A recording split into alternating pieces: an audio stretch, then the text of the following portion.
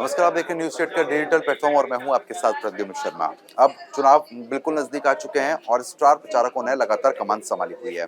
जी हां, हम बात कर रहे हैं उत्तर प्रदेश के मुख्यमंत्री सीएम योगी के बारे में। इस वक्त जब हम लगातार कवरेज कर रहे हैं, उसमें तमाम चीजें निकलकर सामने आ रही हैं और इसी बीच एक बड़ी खबर निकलकर सामने आती है, जहां पर सीएम योगी जम्मू कश्मीर के दौरे पर हैं और 3 विधानसभाओं में जनसभा को आज संबोधित भी करने जा रहे हैं। कुल मिलाकर आज का दौरा उनका काफी विशेष महत्व रखता है, क्योंकि जम्मू कश्मीर में चुनाव है, उसके मद्देनजर मुख्यमंत्री योगी की हर तरफ एक अलग ही डिमांड देखने को मिलती है, क्योंकि स्टार प्रचारक के तौर पर हमेशा उनका देखने को मिला है कि जब भी वो स्टार प्रचारक के तौर पर जाते हैं कहीं भी जनसभा को संबोधित करने के लिए, तो काफी बड़ी संख्या में जो लोग हैं वो उनको सुनने के लिए पहुंचते हैं। क्योंकि जिस तरीके से मुख्यमंत्री का कार्यभार जब से उन्होंने संभाला, उसके बाद से ही उनकी जो फैन फॉलोइंग है वो बहुत ज्यादा हो चुकी है। अब जम्मू कश्मीर में लगातार बीजेपी अपना वर्चस्व बढ़ाने की कोशिश कर रही है, इसलिए सीएम योगी को वहां पर भेजा गया है और उसके बाद आज सीएम योगी 3 जनसभाओं को संबोधित भी करने जा रहे हैं। अब सीएम के जाने के बाद वहां पर क्या कुछ बदलाव देखने को मिलेगा, ये एक बड़ा पॉइंट है। क्या वहां का माहौल बदल पाएंगे सीएम योगी, ये भी दूसरा पॉइंट यहाँ पर नजर आ रहा है। और ऐसे में क्या कुछ खास आज इस दौरे पर रहने जा रहा है, मेरे सहयोगी भी मेरे साथ जुड़ेंगे, उनसे भी यहाँ पर सवाल लेंगे। जिस तरीके से सीएम लगातार हमेशा देखने को मिल रहा है कि आज अपने दौरे पर जम्मू कश्मीर के, क्या कुछ खास रहेगा इस दौरे पे, विस्तार से आप एक बार डिटेल्स दीजिए। देखिए, पहली बात तो जम्मू कश्मीर में 2 चरणों में मतदान हो चुके हैं। तीसरे चरण का मतदान 1 अक्टूबर को होना है।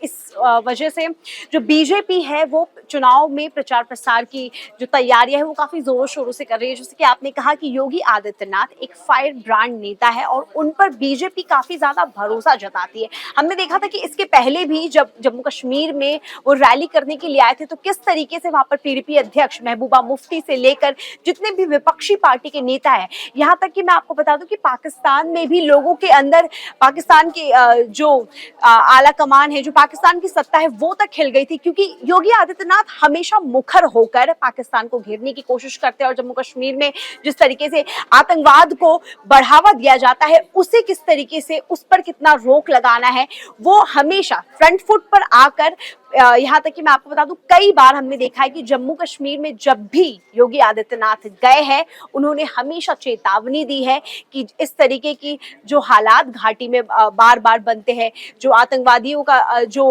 लगातार एक के बाद एक तस्वीरें सामने आती है, किस तरीके से सेना के ऊपर जो हमले होते हैं, तो इस पर उन्होंने ऐसे बहुत सारी चीजों पर उन्होंने अपनी टिप्पणी दी है। यही वजह है कि योगी आदित्यनाथ को जम्मू कश्मीर की जो चुनाव होने वाला है उसमें योगी आदित्यनाथ को एक बड़ी जिम्मेदारी सौंपी गई है और कहीं ना कहीं यहाँ पर 12 बजे उनकी रैली शुरू होनी थी। अब यहाँ पर देखना काफी दिलचस्प होने वाला है कि किस तरीके से योगी आदित्यनाथ इस रैली को संबोधित करेंगे और इसका जो परिणाम निकलेगा वो किस तरीके से सामने आएगा, क्योंकि हमने हमेशा देखा है कि योगी आदित्यनाथ का जो एक एटीट्यूड है, जो उनका एक इमेज है, एक उनका जो ऑरा है वो काफी ज्यादा इंटरेस्टिंग है और जब भी वो बोलते हैं तो लोग उनसे काफी ज्यादा कनेक्ट कर पाते हैं। यही वजह है कि इस बार उपचुनाव के साथ साथ, हालांकि उत्तर प्रदेश में भी उपचुनाव होने, वहां पर भी उन्होंने जमीनी स्तर पर उतरकर जो चुनाव प्रचार प्रसार की जो कमान है उन्होंने अपने हाथों में उठाई। और यहाँ पर भी जम्मू कश्मीर की अगर बात करें तो जम्मू कश्मीर में भी इलेक्शन में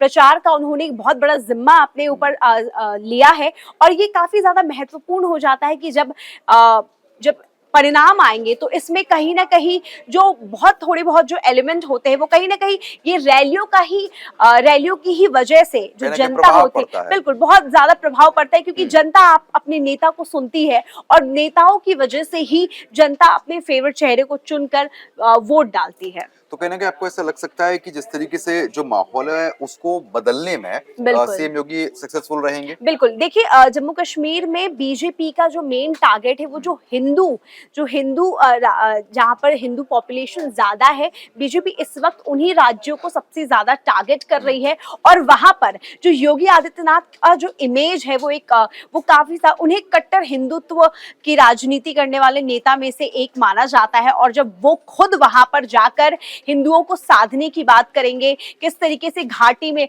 कश्मीरी पंडितों को लेकर जब वो सवाल करते हैं, जब कश्मीरी पंडितों को जम्मू कश्मीर में उनके हक दिलाने की बात करते करते हैं तो ये बहुत ज्यादा महत्वपूर्ण हो जाता है। बिल्कुल, चलिए ठीक है, बहुत बहुत शुक्रिया आपका तमाम जानकारी हमारे साथ साझा करने के लिए। तो फिलहाल जिस तरीके से आपने देखा, कहीं ना कहीं मेरे सहयोगी की तरफ से भी ये बात बताई जा रही है कि जो अब चुनाव है वो काफी इंटरेस्टिंग होता हुआ नजर आ रहा है। सीएम अपने दौरे पर रहने जा रहे हैं, जिसके मद्देनजर कहीं ना कहीं ये दौरे काफी विशेष महत्व भी रखते हैं, क्योंकि अक्सर ऐसा देखा गया है कि जहां भी सीएम गए, यानी कि मुख्यमंत्री योगी आदित्यनाथ गए हैं, वहां पर बदलाव अच्छा खासा देखने को मिल रहा है। और जम्मू कश्मीर में बदलाव होगा नहीं होगा ये जरूर वक्त बताएगा, लेकिन खास बात यह है कि स्थिति क्या नजर आएगी, ये भी स्थिति बनती हुई नजर आ सकती है। तो फिलहाल देखने वाली बात यह रहेगी कि अब क्या कुछ बदलाव यहाँ पर देखने को मिलेंगे। एक और मेरे सहयोगी मेरे साथ जुड़ चुके हैं, उनसे भी अपडेट लेंगे। धारा 370 हटती है, उसके बाद चुनाव होते हैं, तमाम चीजों को लेकर तैयारी चल रही है। धारा 370 हटने के बाद लगातार तमाम आरोप प्रत्यारोप हुए थे, अब चुनाव है, ऐसा लग रहा है कि सीएम के जाने के बाद माहौल बदलेगा, कोशिश जो बीजेपी कर रही है उसमें सक्सेसफुल रहेगी। देखिए, अगर हम इस चुनाव में तीसरे फेज की जिन सीटों पर नजर डालें, 40 सीटें हैं। ये जो सीटें हैं वो जम्मू संभाग की हैं, और जम्मू संभाग में हम जानते हैं कि हिंदू बहुल्य इलाके हैं, वो हिंदू मेजोरिटी में है। और देखिए, आप देखिए, पहले 2 चरण हुए। पहले चरण में पीडीपी का दबदबा था जिन सीटों में चुनाव हुए।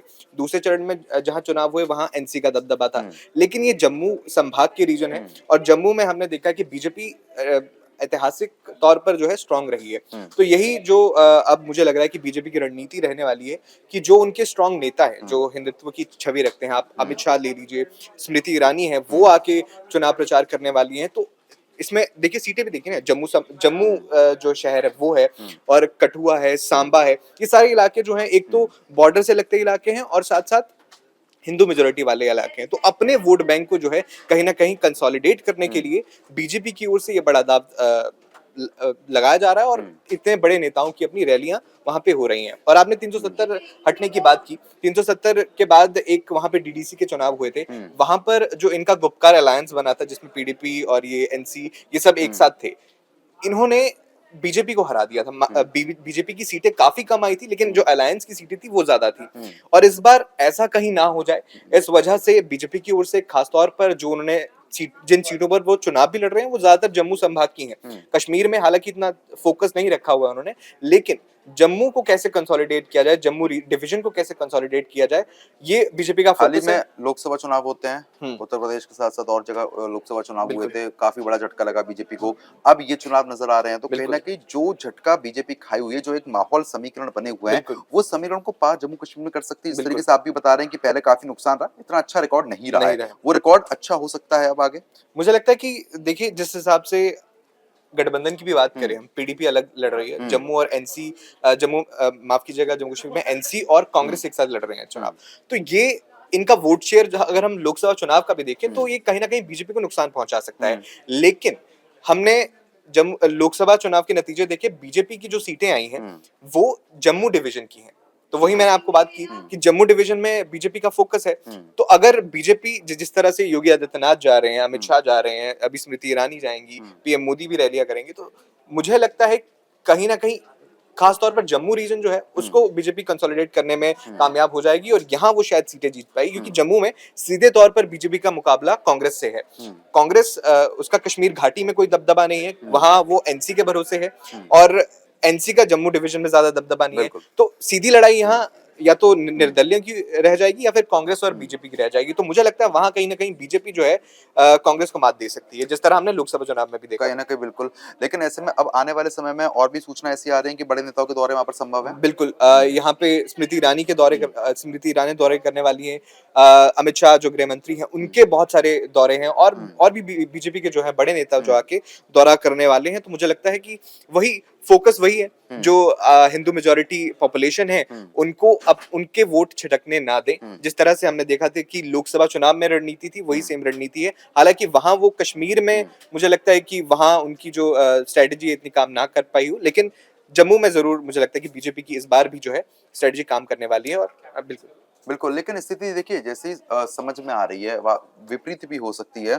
क्योंकि कहीं ना कहीं बीजेपी की तरफ से हिंदुत्व का हमेशा एक नारा रहता है। बिल्कुल। अब लेकिन जनता जो है वो हिंदुत्व का अगर इतना नारा समझती तो यूपी में नतीजे कुछ और हो सकते थे।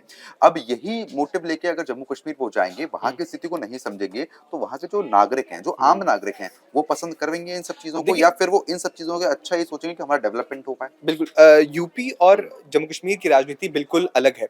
यूपी में आप देखिए यूपी के मुद्दे अलग थे, जम्मू कश्मीर के मुद्दे अलग है। जम्मू कश्मीर में जब 2020 में 19 में माफ कीजिएगा 370 हटाया गया, उसके बाद से लगातार ये सवाल उठते रहे कि कितनी डेवलपमेंट हुई, क्या टेररिज्म कम हुआ। हमने रिसेंट में देखा कि जो टेररिस्ट हैं उनकी भी रणनीति चेंज हुई है, उन्होंने भी जम्मू रीजन में जो है ज्यादा टेररिस्ट अटैक पिछले कुछ दिनों में देखे हैं। आमतौर पर हम ये देखा जाता था कि घाटी में जो खासकर साउथ कश्मीर में वहां काफी अटैक होते थे, लेकिन अब उन्होंने भी रणनीति बदली और जम्मू के हिस्से पे जो है लगातार हमले कर रहे हैं। तो मुझे लगता है कि ये बीजेपी के लिए एक नुकसान की बात होगी, क्योंकि आप दावा कर रहे हैं कि 370 हटने के बाद से जो है लगातार आतंकवाद पर सुधार हुआ है, लेकिन जिस तरह से हमले हो रहे हैं तो ये आप उसको छुपा नहीं सकते हैं। और आपको अपने जो विकास का एजेंडा है, हालांकि 370 हटने के बाद कई सारे विकास के कार्य हुए हैं वहां पे भी, लेकिन क्या वो आप मैसेज अपना वोटर्स के पास पहुंचा पाएंगे? क्या ये जो फायर ब्रांड नेता आपके वहां जा रहे हैं ये उस मैसेज को ले पाएंगे? क्या जमीनी तौर पर जो है लोग आपसे जुड़ पाएंगे? ये सवाल बनता है। बिल्कुल, कहने का ये सवाल बनेगा। खास बात ये रहेगी कि सीएम पहुंच चुके हैं, 3 जनसभाएं यहाँ पर होनी है, सभाओं को संबोधित किया जाएगा, लेकिन उसके बाद माहौल क्या बनेगा ये आने वाला वक्त बताएगा, और वहां की जनता ये चीज ही डिसाइड कर पाएगी कि वो किस मुद्दे पर और किस चीज पर वोट देती हुई नजर आएगी। फिलहाल ज्यादा खबरों के लिए आप हमारे डिजिटल प्लेटफॉर्म को जरूर सब्सक्राइब करें। न्यूज नेशन अब व्हाट्सएप पर खबरों की ताजा अपडेट के लिए न्यूज नेशन के इस क्यूआर कोड को स्कैन करें।